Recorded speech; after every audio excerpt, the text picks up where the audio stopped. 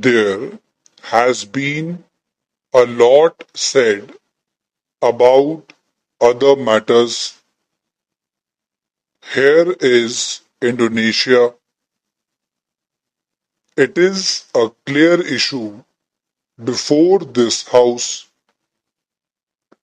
We have done precious little by way of actual active help. We are not in a position to do so, but we have sympathy for the Indonesians and we have expressed it as publicly as possible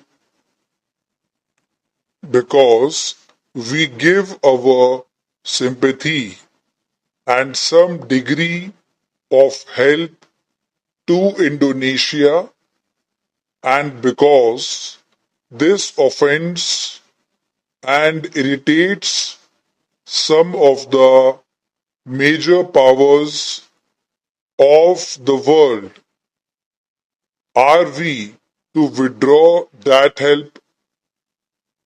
Are we to submit tamely and say, no, this might irritate this power or that,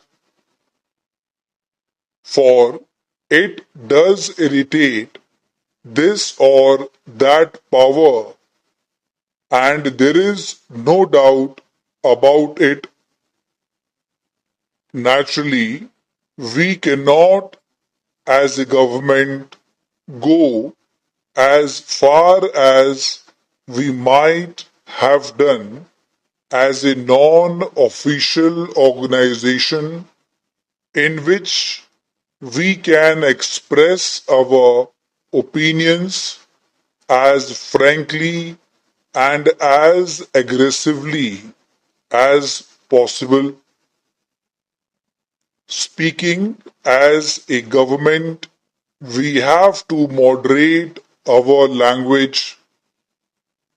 We have sometimes to stop doing things which we might otherwise do. Nevertheless, the fundamental thing is whether we sympathize and openly sympathize with a country like Indonesia in her struggle for freedom or not. That applies not to Indonesia only, but to several other countries. In each case, we have to face the passive hostility of various interests, not only the direct interests involved, but also the indirect interests involved, because the direct and the indirect interests hang together in such matters. It is an astonishing thing to see how, for many months, the Good Offices Committee has functioned in Indonesia. They are all good people, and it happens that the secretary of the committee is an Indian. The way it has functioned and the results it has produced are not at all satisfactory. If this House is dissatisfied with what the Security Council has done this year or considered in regard to Kashmir, they would be still more dissatisfied, I think, if they considered the Indonesian Good Offices Committee's work. Unfortunately, their approach to such problems is an approach with which this House cannot agree on account of our past traditions, on account of our ideals. I am not talking in terms of this block or that block. I am talking independently of the blocks as they have appeared on the world stage. We have either to pursue our policy generally within limitations or give it up. The problem before us was that if that veto was removed by a vote or decision of the United Nations, there was little doubt that the United Nations would cease to be that very instant. That was the choice. It was not a question of liking the veto on behalf of India, as on behalf of many countries.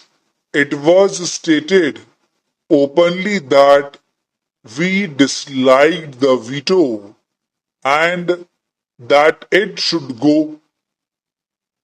It was pointed out, however, that this could only come about by some kind of general agreement.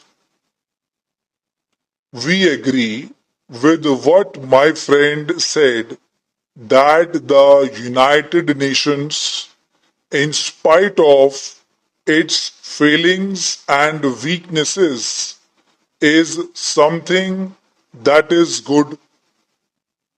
It should be encouraged and supported in every way and should be allowed to develop into some kind of world government or world order.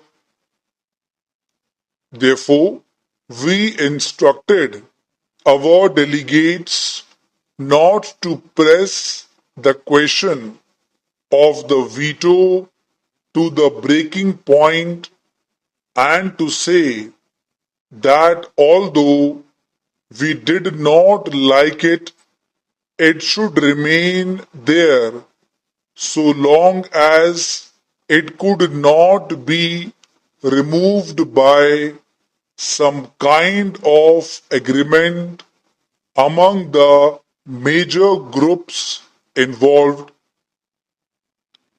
In that way, various questions come up, and each question has to be considered on its merits. I do not know if any honorable member has analyzed our voting at these international conferences. It would help them perhaps to appreciate the scene better if they took up any one of the major issues during the last year at the United Nations or its various committees and councils and found out what India had done.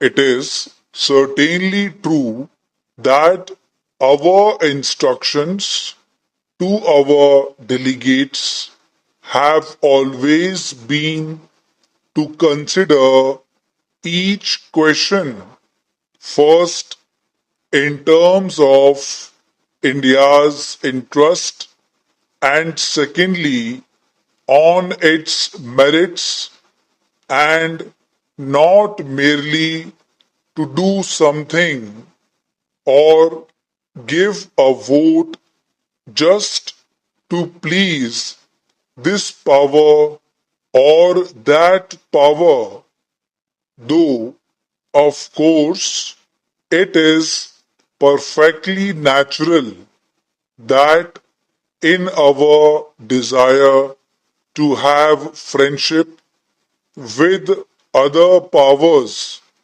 we avoid doing anything which might irritate them. As a matter of fact, we go as far as possible to try and win them over. It is not our purpose to enter into other people's quarrels. Our general policy has been to avoid entering into anybody's quarrels. If I may say so, I have come more and more to the conclusion that the less we interfere in international conflicts, the better, unless, of course, our own interest is involved for the simple reason that it is not in consonance with our dignity just to interfere without producing any effect. We should either be strong enough to produce some effect or we should not interfere at all in this matter.